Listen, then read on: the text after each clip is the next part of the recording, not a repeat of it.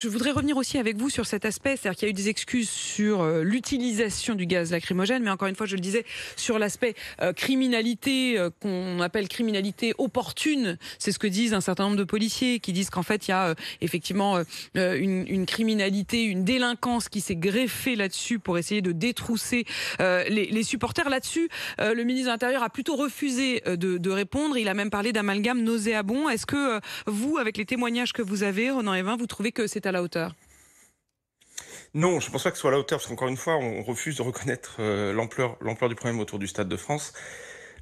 La délinquance d'opportunité autour du Stade de France, c'est un problème ancien qui arrive sur nombre d'événements et pas seulement sur le foot. Donc là aussi, la réponse du gouvernement est problématique.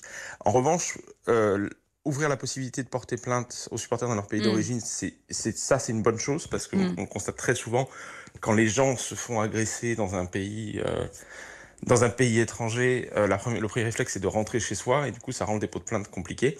Par ailleurs, l'annonce du dédommagement pour les supporters qui ne seraient pas rentrés dans le stade me semble largement infaisable, parce que ce chiffre n'est pas très précis, on ne sait pas trop d'où il vient, et surtout, il y a de très nombreux supporters dont les billets n'ont tout simplement pas été scannés à cause de problèmes techniques, donc je ne comprends pas très bien comment est-ce qu'on peut les identifier.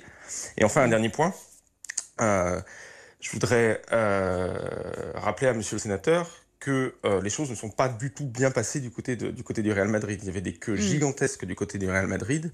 Et donc, il y a un travail à faire de ce côté-là aussi. Les organisations de supporters ont soumis des observations hier au Sénat pour pouvoir préparer ces auditions. J'espère que dans les jours ou dans les semaines qui viennent, elles seront invitées à contribuer au travail. Ça veut dire en effet, Ronan, que la lecture qui est faite, qui est le côté, en fait, du côté espagnol, ça se serait hyper bien passé, du côté anglais, toute la faute serait donc assez faux billets. C'est peut-être un peu une lecture parcellaire que vous a donné le ministre de l'Intérieur. Les choses ne sont pas aussi simples que ça, naturellement. Mais ce qui nous manque, par exemple, ce sont des images vidéo. Nous n'avons pas d'images vidéo de l'ensemble du site. C'est très surprenant d'ailleurs, parce qu'on imagine qu'il y en a quand même.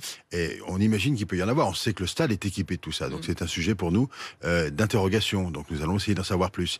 C'est pour ça que les choses ne sont pas terminées. Mais l'audition, par exemple, de supporters ou de représentants de supporters est parfaitement utile et parfaitement nécessaire.